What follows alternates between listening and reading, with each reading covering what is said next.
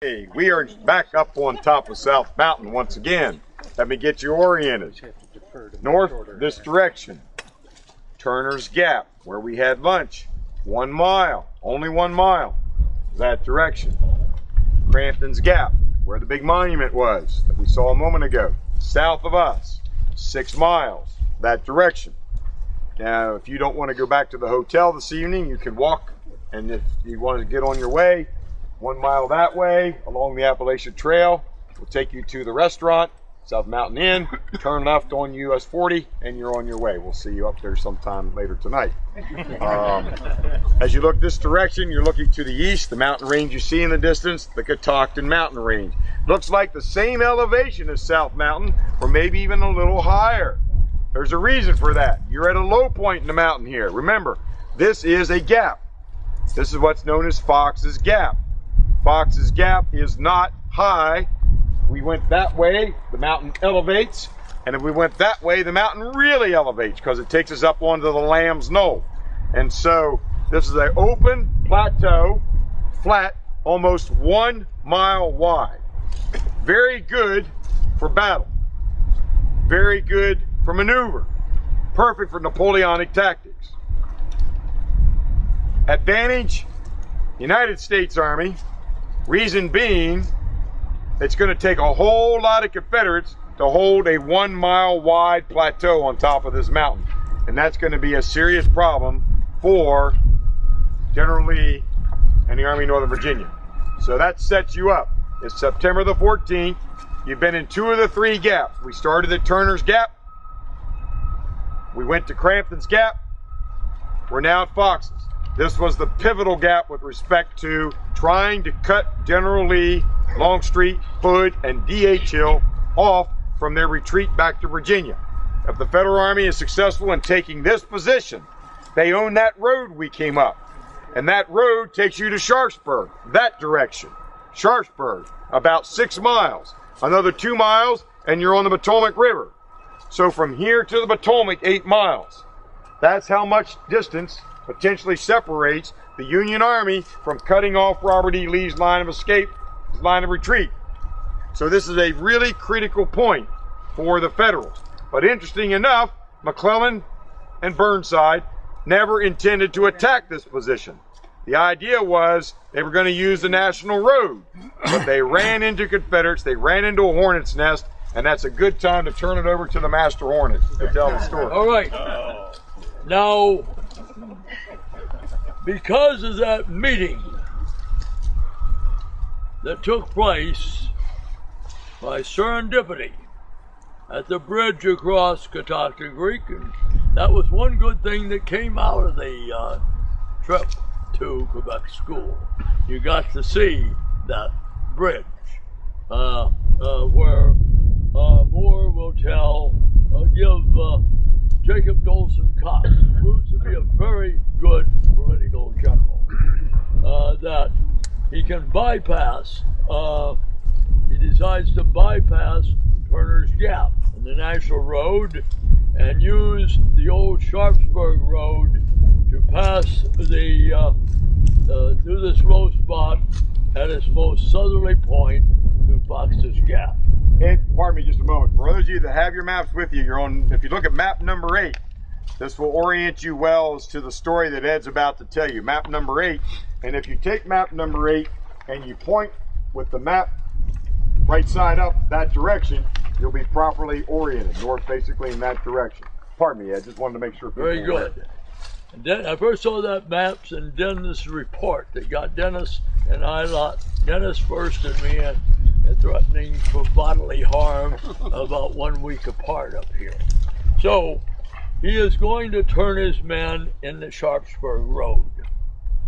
As he's coming up the Sharpsburg Road, he's going to run into a farmer near where when he leave here, that where there's a road cutting across from the Sharpsburg Road to the turnpike. There is a mountain road going off to, if you're federal, going off to the south and west.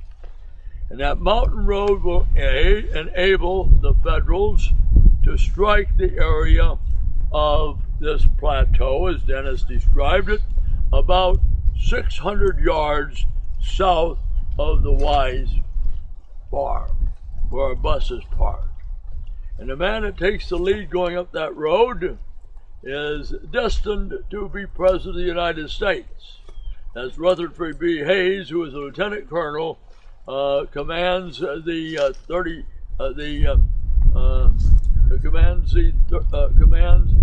regiment, the 23rd Ohio, in which he has a quartermaster sergeant, William McKinley, 20 years younger, and there's also a future justice, not Chief Justice of the Supreme Court, Matthews, in that regiment. And when they were mustered in for service, General Rosecrans is. There was a lot of power in that regiment. And Hayes will be moving up that plantation road. Now, and it's going to bring him out on the flank of Garland's men. When Garland's men arrive here, Garland is going to send the 5th North Carolina about 600 yards south of us, along that road that goes up the Lamb's Knoll. It's a big regiment, and following out there's going to be a very small regiment and very ineffective regiment. I hope none of you have relatives in the 12th North Carolina.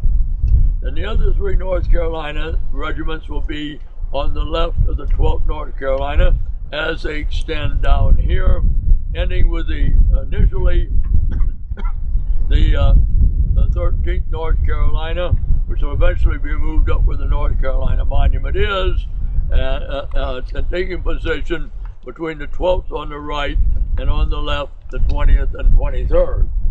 The North Carolinians have a battery of artillery out in this field here, and then down that road there, the Jeff Davis Alabama Battery, commanded by Captain Bondurant. So they are in position, and Rutherford B. Hayes is going to come in on the right of the 5th North Carolina. Rutherford Hayes is married to Lemonade Lucy Webb, and he's going to use some profanity here that I imagine Lucy Webb would be unhappy with, as he orders his men to charge them and give them hell. That area is within the protected area, and they're going to engage the 5th North Carolina. In the fighting, Hayes is going to be badly wounded in the arm, and he and a Confederate are going to lay there conferring with each other what they're going to do as their men battle back and forth.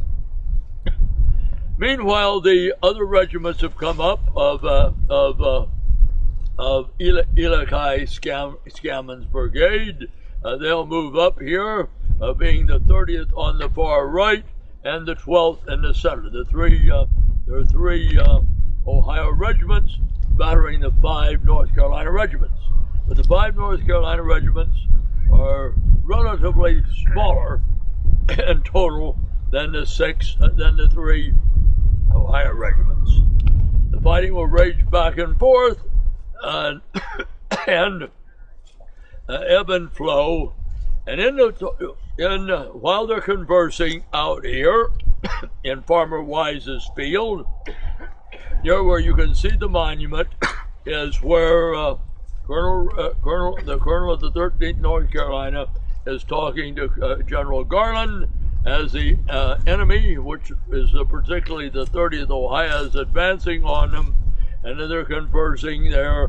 Suddenly there will be a pop, and Garland will fall to the ground, and Garland is killed.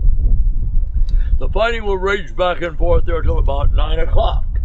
The 12th North Carolina is worthless as tits on a boar hog, and they're going to break very fast and break and fall down the mountain, heading that way. So that leads, so they'll move up the 13th North Carolina where the North Carolina Monument is.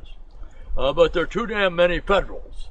And also arriving now is George Crook's brigade. George Crook's brigade, he had been commanding the 36th Ohio, and with the capture of August Moore, he's moved up to the brigade command, and he'll bring his men up there.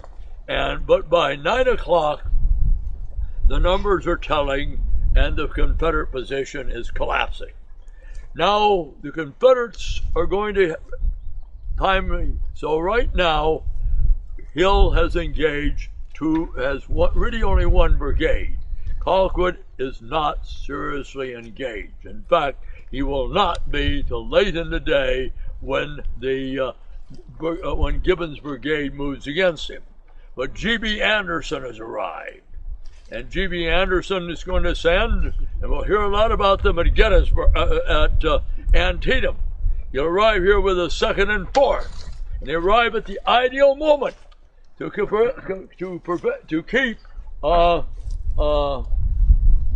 Cox from following up. So they're going to stop Cox's advance, and Cox is going to notice, I've been fighting for better than 3 hours. I'm getting short of ammunition. So there's going to be a hiatus settle over the field. Lee, of course, is moving here from Hagerstown, leaving General Toombs behind to hold Hagerstown, coming down the road. But he's not going to get here till around 3 o'clock in the afternoon. Meanwhile, the first new troops, so now Hill decides to take the offensive. Now, Hill has the rest of G.B. Anderson's brigade is with him. He's been joined by Roswell Ripley. Roswell Ripley is a close friend and a great admirer of Bob Crick. Crick also admires Roswell Ripley greatly. He's born in Ohio. The Confederates would have been better off if he'd stayed in Ohio instead of moving to South Carolina and marrying a wealthy member of the Middleton family, because he's another general that is worthless as tits on a Boer hog. So they're going to put him in charge of an offensive. Now, the first of Lee's men are going to start arriving, and they're going to consist of 2 brigades as we get into the early afternoon. More troops. So they've had about 3-hour hiatus here. They've beaten up on Garland's brigade. Garland is dead. And now Hill decides to take the offensive. Arriving now are 2, Longstreet is going to send 2 of his brigades up here. One will be Dayton's brigade, and you do not want to be in Dayton's brigade, or you're not going to live very long. And he also sends up the brigade commanded by Tige Anderson, G.T. Anderson. So when they arrive up here, Hill decides to sweep away Cox's division, drive them off the mountain. He does not realize that Orlando Wilcox is arriving about 2 o'clock with his division. So as the Confederates form up, they're going to make an attack. Now the attack is going to consist of the brigade commanded by Dayton. Now Dayton has a brother in the Union Navy. They're a divided family. So when he arrives first here, he's going to position the 15th North Carolina on the right. They're going to be in that road like our bus was before it turned. On their immediate left, opposite Farmer Wise's house, and opposite near his well, which Dennis will point out when we go back, and just to the right of the road that goes up to Lamb's Knoll will be the 3rd South Carolina Battalion, commanded by Major James, who fired the first shot that counts in the Civil War from that signal mortar at 4:30 in the morning on the 12th day of of April 1861. Because when Congressman Frye wouldn't pull the lanyard, S.D. Lee wouldn't pull the lanyard, and James, commanding officer, will pull the lanyard that sends the shot that counts the most in leading to the Civil War. So he's going to position his battalion, and initially the other of Davidson's men face at right angles to them in the road here. That will be the Phillips Legion, the 51st, and the 52nd South Carolina. Now on their right, that are going to advance in contact with them, will be G.T. Anderson on Davidson's right. On J.T. Anderson's right is going to be Roswell Ripley. And on his right is going to be G.B. Anderson. Unfortunately for the Confederates, Roswell Ripley is a senior officer. And when the three brigades step off, they all dissolve, get lost in the woods, and nothing happens. So three Confederate brigades, when Hill tries to take the offensive, are lost to action. Meanwhile, Wilcox has arrived here. Now Wilcox is going to form a new regiment, commanded by Colonel Whittington. It's going to be the Iron Man, the Iron Regiment, not the Iron Brigade, the Iron Regiment. They've never been in battle before. The 17th Michigan. And they're going to form the edge of the woods on the other edge of this field. See that wood line there?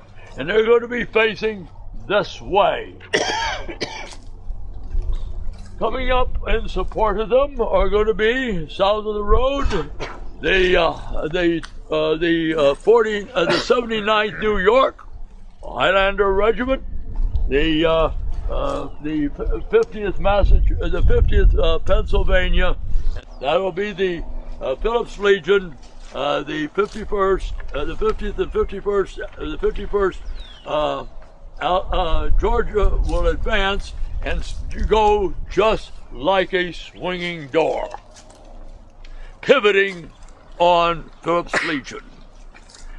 And they're going to advance. That's going to force initially the 17th Michigan to fall back across the road, but they don't stay back there.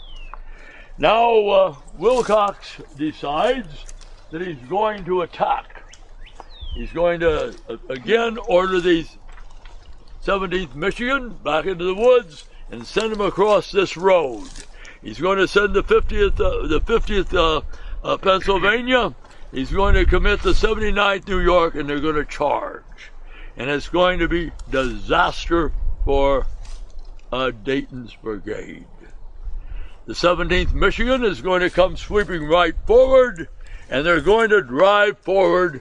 They're going to drive the Confederates before them, and they're going to occupy that road. Now, the Phillips Legion is going to be badly beaten up.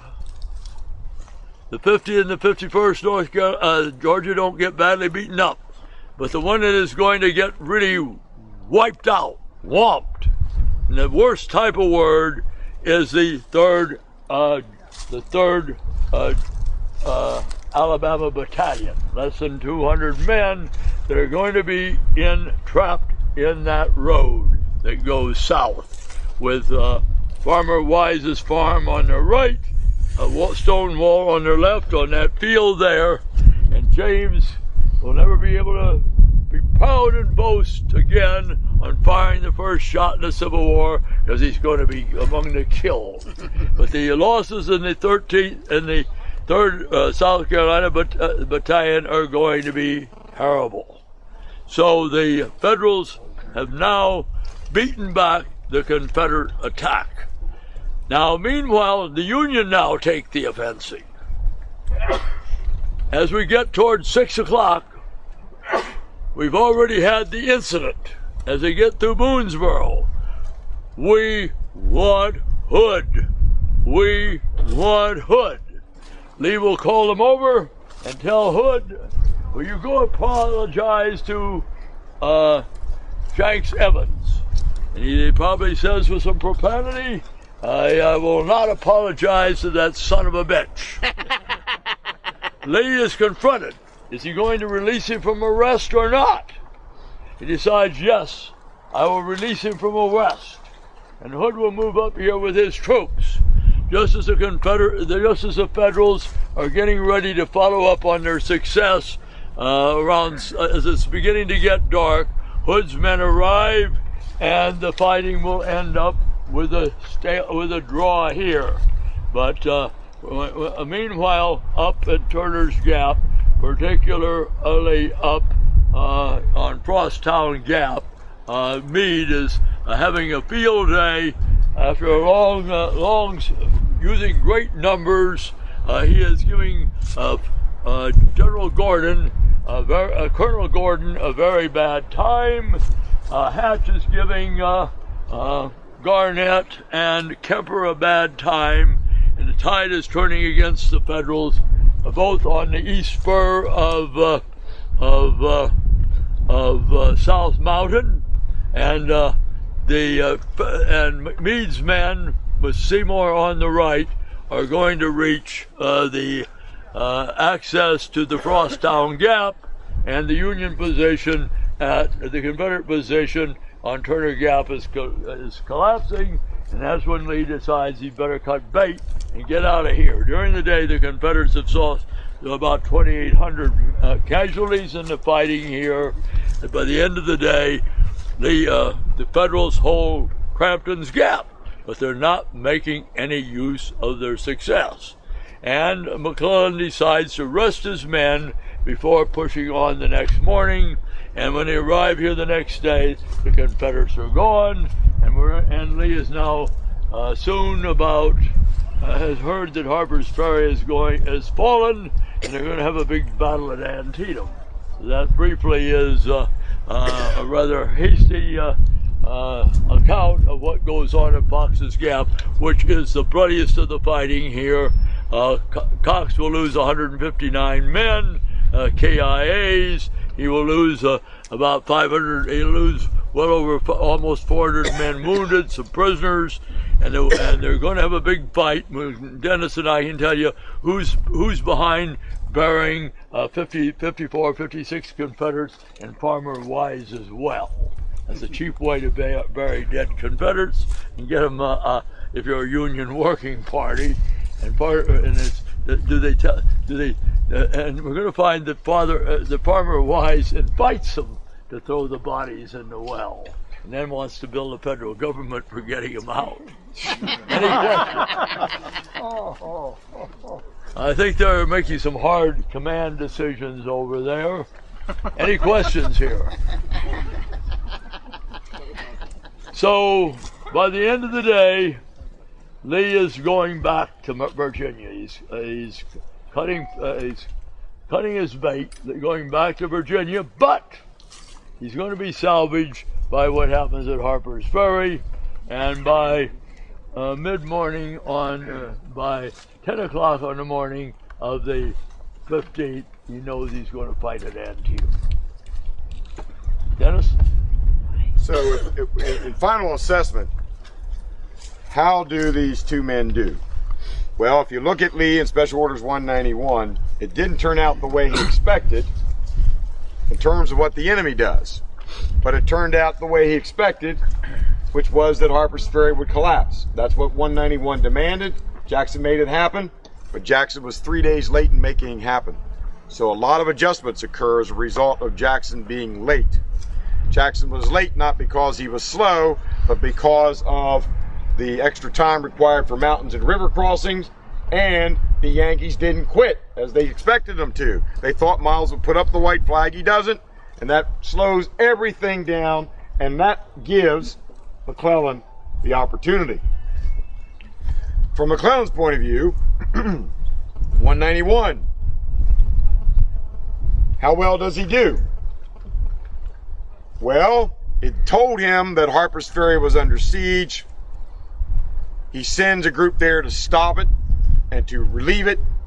That failed. But it wasn't McClellan's fault. The plan was good. It was a very good plan. Well thought out, well conceived, poorly executed. with respect to trapping Lee, catching Lee, and potentially fighting Lee with a smaller part of his army north of Potomac, McClellan came very close. But he fails. He does not take Turner's Gap. And he does not take Fox's Gap. The Confederates continue to hold this mountain at night in this position, right along this roadway here, which is just on the other side of these brambles. And so Lee, of course, as Ed pointed out, knows that he's outnumbered, knows that if he stays, he will be outflanked, and knows that he must get out of here. So Lee executes a nighttime withdrawal, quietly and successfully. The scene you would have seen here on the morning of the 15th was ghastly. And Federals by the dozens report what they saw because they had never seen it before in other battlefields. They had not seen this. As they realized the Confederates had withdrawn, and they moved on to the field, and they moved up to what was a stone wall right here, parallel to us. We were within 15 feet of that stone wall where this road was, that had been defended by Confederates throughout the day. Obviously using the wall for cover, rising to fire, going back down to reload, rising to fire. What the Federals saw were dozens of dead Confederates along this wall with their heads blown up due to bullet wounds in the head, in the skull. And they had never seen that before. There's a picture of that scene right here. On the morning of the 15th, Union soldiers coming up here to investigate, lined up, dozens and dozens of dead rebels with bullet wounds and skulls blown apart. By this time of the war, these men very seldom commented on dead men. They commented on these dead men. 59 of them would be buried up here, along with several other hundreds, in a well. The well was right over near where the buses are. Farmer Wise, that Ed has referred to time and again, this was his field that hosted the battle. Farmer Wise had a well that probably was about 30 feet deep. I've been up here, try to farm this land. You don't go down far when you hit solid rock. You're on top of a mountain. So the Union grave diggers had great difficulty burying the Confederate dead. There was an unwritten agreement between the armies that whoever held the field at the end of the battle would be responsible for burying the dead of both sides. You would bury your own dead first, then you would take care of the enemy dead.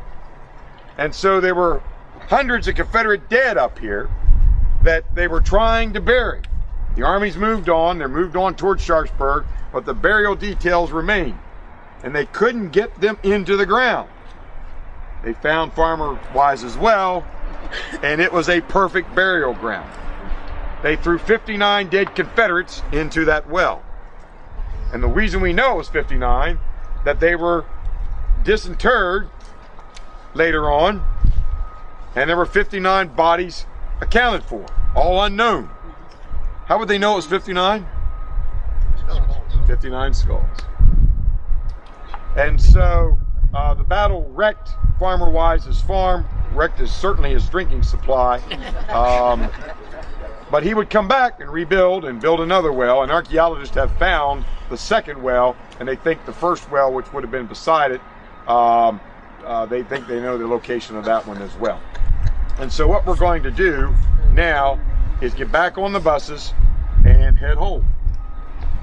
Head back to Hagerstown. Well, we'll probably go to give you... Which route, whatever route you want.